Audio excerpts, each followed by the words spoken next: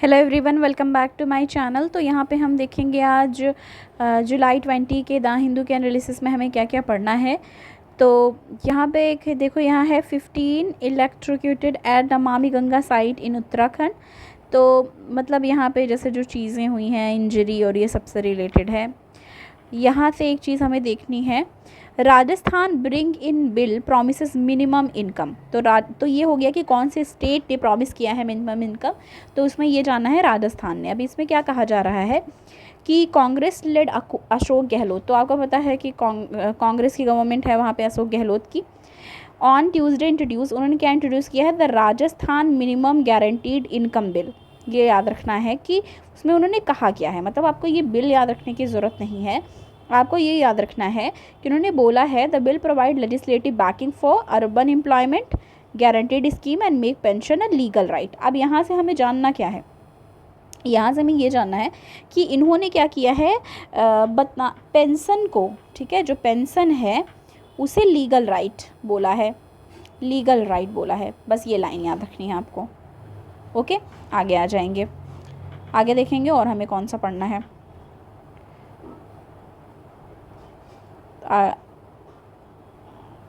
यहाँ पे देखो, एक है job and career right to disabled can not be denied.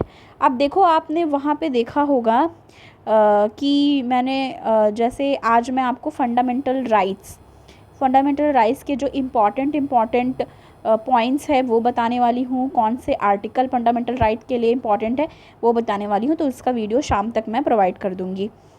Okay, अब यहाँ पे देखो, एक है more than court action revisit the Indus valley treaty. Indus valley treaty से रिलेटेड इसमें आया हुआ है, तो मोस्ट ऑफ द पॉलिटिकल आया हुआ है कि पहले कुछ चीज़ें हैं जो हम यहाँ से जानेंगे। पहले क्या बताया जा रहा है, Indus water treaty 1960 that regulate Indus water courts between two riparian state of India and Pakistan. अब देखो एक चीज़, यहाँ इंदस वैली ट्रीटी किनके बीच में हुई है, इंडिया एंड पाकिस्तान के बीच में।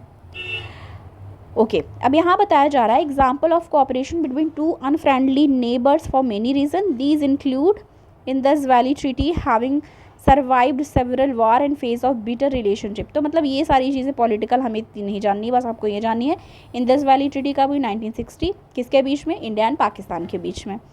ओके, अब यहाँ पे क्या कहा जा रहा है, under the Indus valley treaty to conduct on the tribute of Indus, Jhelum and Chenab before these river flow into Pakistan has increased। तो इसका फ्लो इंक्रीज हुआ है, उसकी बात यहाँ पे हो रही है। सारी चीज़ें जो हैं इसमें बताई गई। अब इससे रिलेटेड मैंने यहाँ पे कुछ ऐड किया है, हमको उतना ही जानना है। अब यहाँ से एक चीज़ ये हम जान सकते हैं कि article 2 Sutlej, Ravi and Beas to India. देखो इसमें क्या कहा जा रहा है, बाइलेटरल वाटर एग्रीमेंट हुआ, vulnerable to climate change and most of them include fixed allocation of amount of water use that are concluded under the assumption that future water availability will remain the same as today। document that under the partitioning logic in this validity envisaging a vesting of property rights in eastern river, article 2 Sutlej, Ravi and Beas को India को, और smaller in smaller fashion the wasting of property, और जो article 3 है उसमें Indus, Jhelum and Chenab को पाकिस्तान। अब देखो ये लाइन से हमें क्या पता चला, यहाँ से आपको क्या देखना है कि आर्टिकल 2 जो है ट्रीटी का, उसमें क्या कहा गया, आर्टिकल 2 जो ट्रीटी का है उसमें सतलज, रवि एंड ब्यास को इंडिया को दिया गया, ठीक है।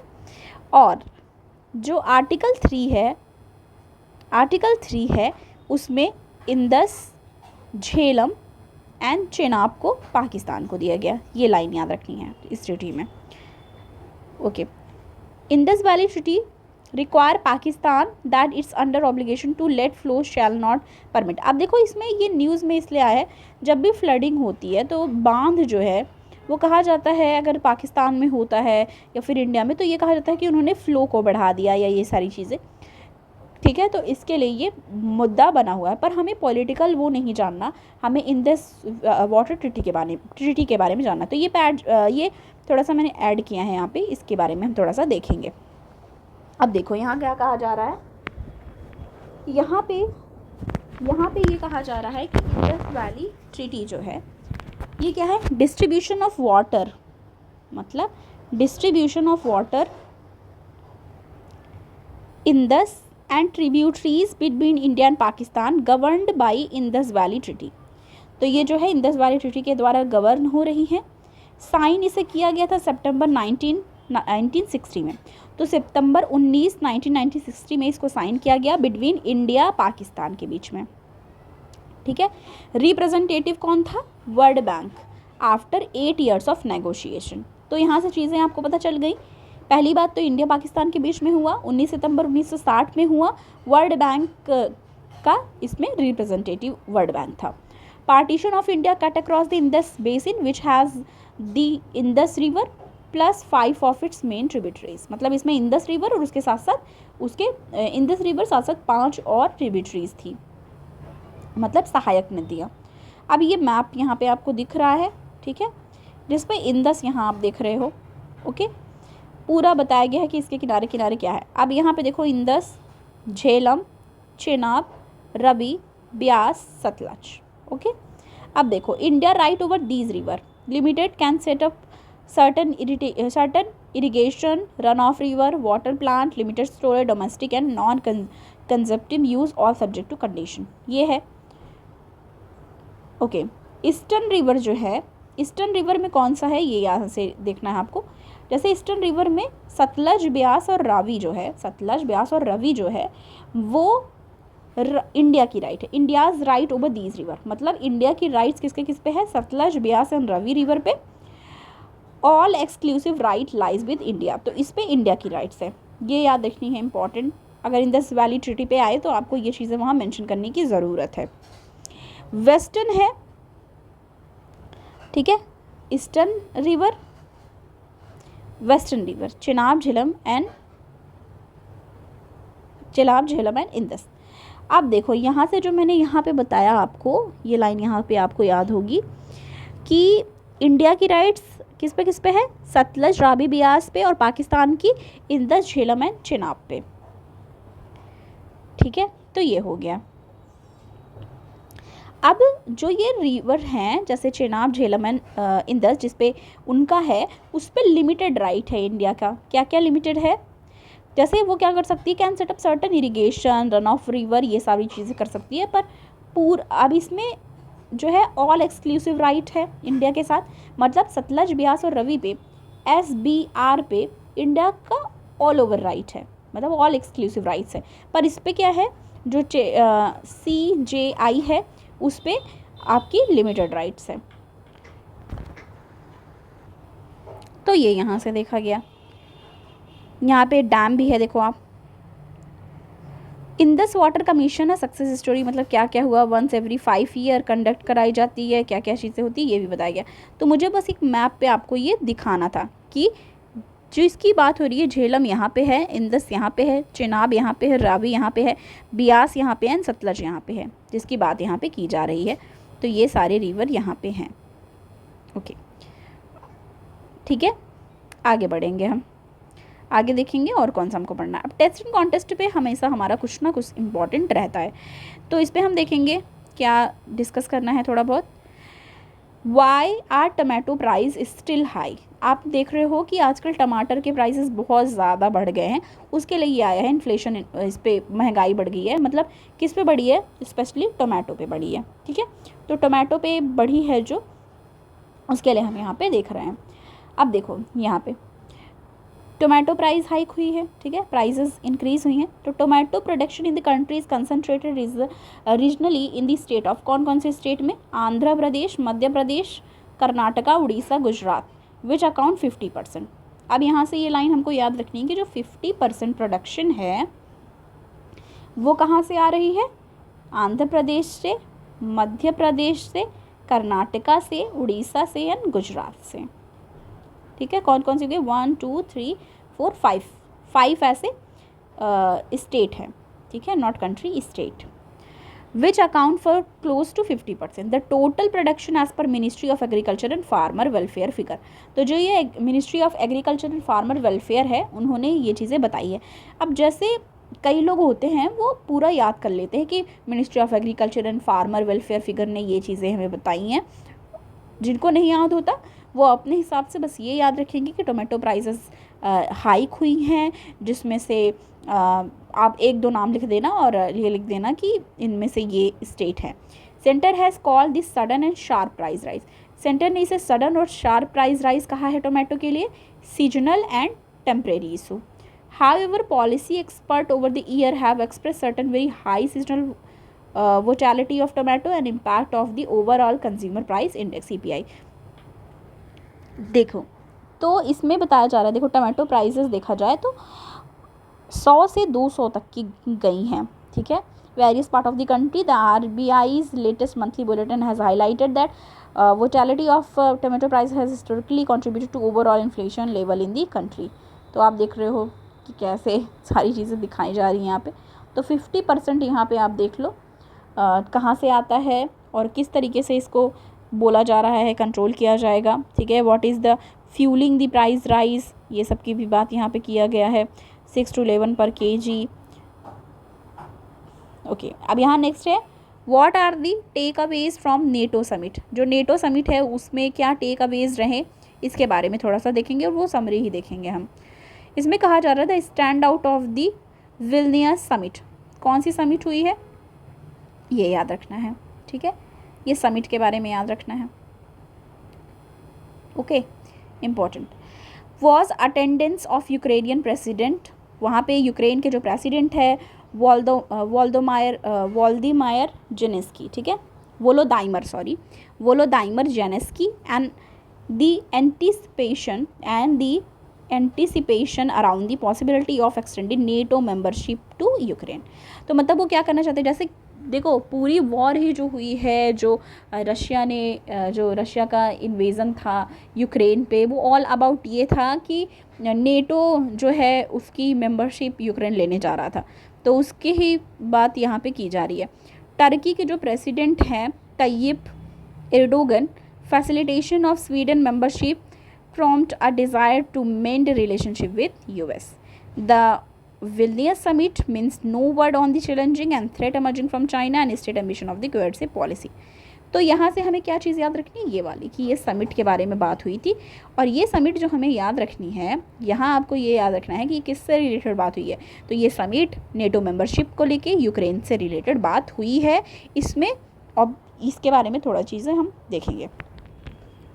सबको पता है, अभी तो रट गया होगा, नेटो का फुल फॉर्म क्या है, नॉर्थ अटलांटिक ट्रीटी ऑर्गेनाइजेशन, सबको रट गया होगा। इसमें कहा जा रहा है for quite a few years many questions were asked about relevance of the NATO, ठीक है।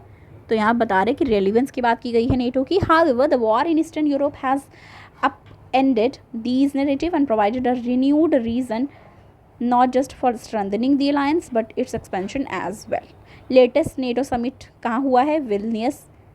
This month underscored both these strategy necessity for the NATO।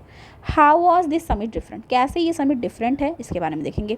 इसमें कहा जा रहा है कि मतलब वही चीज़ें जो भी हमने देखी उसके बारे में बात की गई है।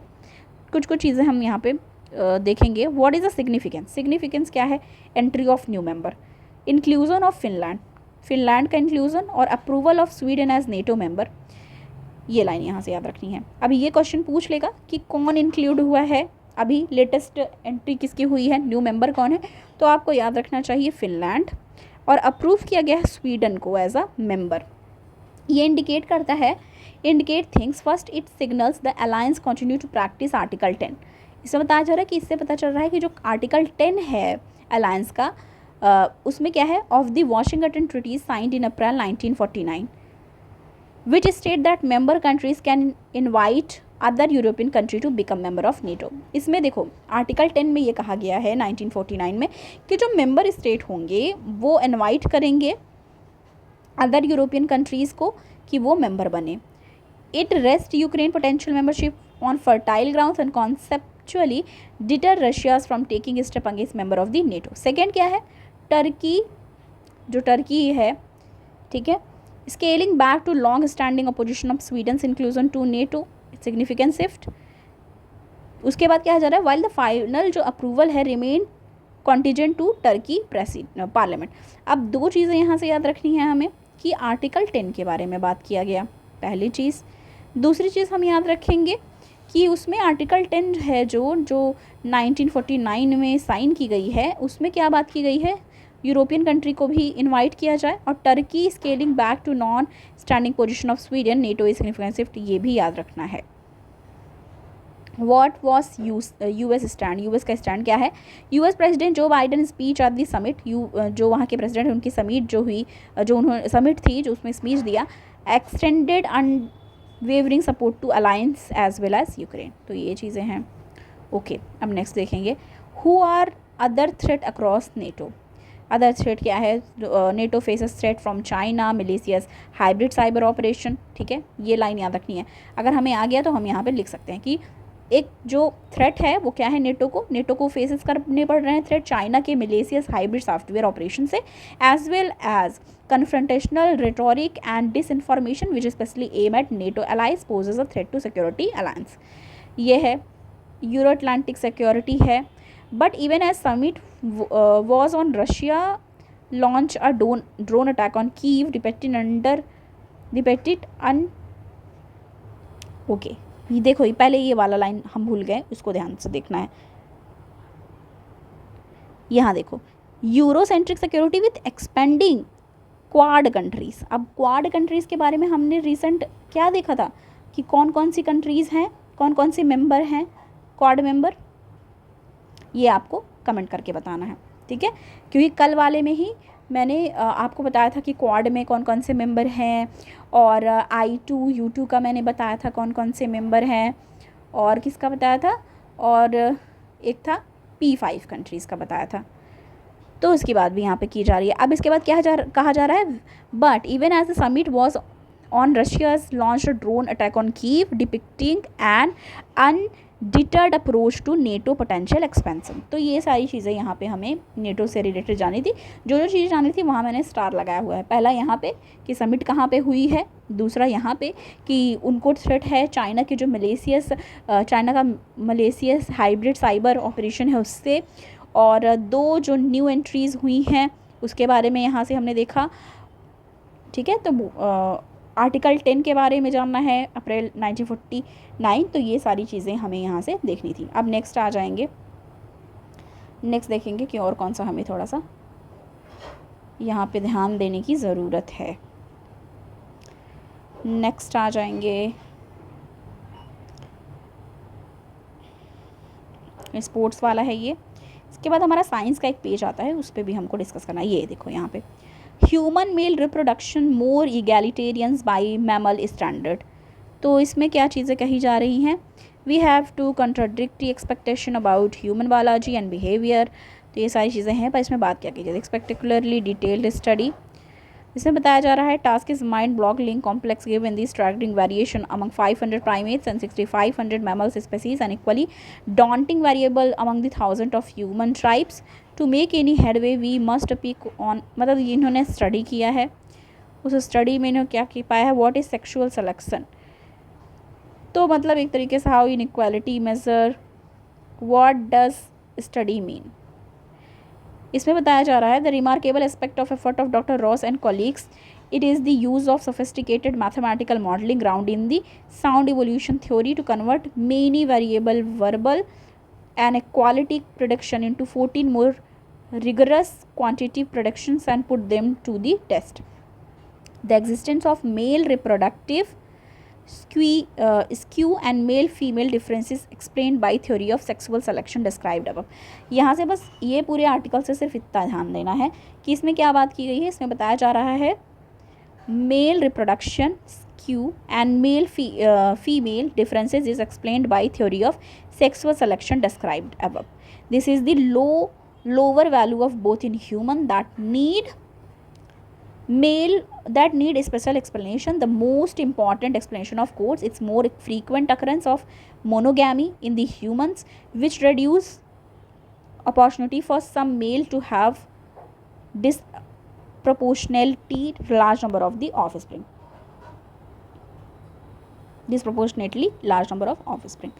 मोनोगैमी और इस सब के बारे में बात की गई है। यहाँ कहा जा रहा है male produce large quantity of inexpensive sperm, male release करते हैं, ठीक है, मेल प्रोड्यूस करते हैं large quantity inexpensive sperm and generally privilege quantity over quality.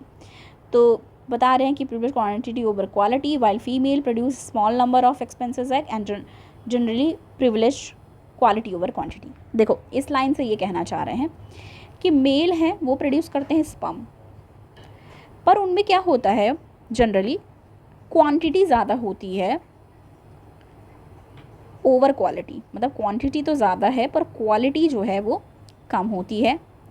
While जो फीमेल प्रोड्यूस करती हैं स्मॉल नंबर, उनके small number of expensive eggs होते हैं और generally privilege quality over quantity होता है, मतलब क्वालिटी ओवर क्वांटिटी होता है फीमेल्स में, और मेल्स में क्वांटिटी ओवर क्वालिटी। 1 मिनट, हाँ यहाँ से याद रखो, कन्फ्यूज़न ये हो सकती है। क्वांटिटी ओवर क्वालिटी किसका है? मेल का, मेल प्रोड्यूस करते हैं, और फीमेल का क्या है? क्वालिटी ओवर क्वांटिटी है, ये याद रखना। अब देखो जो ये बताया गया है सेक्सुअल सिलेक्शन और ये सब, ये यहाँ पे एक्सप्लेन किया गया है। इन एडिशनल, मतलब इसमें पूरा बता रहे हैं the most significant advance in sexual selection is idea that male and female pursue very different strategy of maximise their reproductive success. Male produce large quantity of inexpensive, वही चीज़ जो वहाँ पे शॉर्ट में बताई गई है उसको यहीं पे एक्सप्लेन किया गया है। तो बस इसको बस यही जानना है कि इसमें बात क्या किसकी की जा रही है। इसमें मतलब ये स्टडी जो की गई है इसमें male reproductive skew and female differences, ये लाइन जो है ये याद रखने की ज़रूरत है। तो ये था हमारा जो हमको यहाँ से सारी चीज़ें थी थोड़ी बहुत डिस्कस करनी थी। शॉर्ट नोट में आप खुद ही देख सकते हो, ऐसा कुछ भी है नहीं डिस्कस करने वाला, जब रहता है तो हम डिस्कस करते हैं। और फंडामेंटल राइट्स के जो भी इम्पॉर्टेंट टॉपिक्स हैं जो उसको हम डिस्कस करेंगे। और जो भी चीज़ें हैं जैसे हमारे सिलेबस में इम्पॉर्टेंट है, जैसे फंडामेंटल राइट्स है, DPSP है, वो हम कहीं भी रिसोर्सेज जैसे किसी भी कोचिंग इंस्टीट्यूट के रिसोर्सेज हैं या कहीं ऑनलाइन रिसोर्सेज है, वहाँ से हम उसको कवर करेंगे। तो थैंक यू सो मच, मिलती हूँ मैं आपको नेक्स्ट वीडियो के साथ।